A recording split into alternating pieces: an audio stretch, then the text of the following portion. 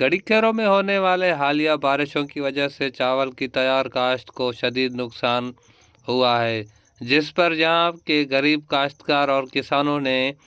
शदीद गम का इजहार करते हुए हुकूमत से मुतालबा किया है कि खुदारा चावल का तैयार फसल जो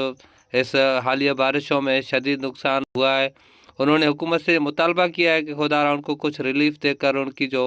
चावल की काश्त जो मुतासर हुआ है, जिसमें लाखों रुपए का खर्चा है, उनमें कुछ उनकी मदद की जाए। इस हवाले से यहाँ के काश्तकारों का कहना था कि हालिया बारिशों की वजह से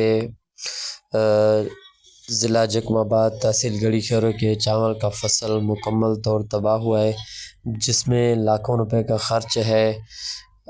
मैं आपको दिखा सकता हूँ कि आप देखें कि चावल का क्या हाल है। आप देख सकते हैं वीडियो के ज़रिए, इसमें लाखों रुपए का खर्च है।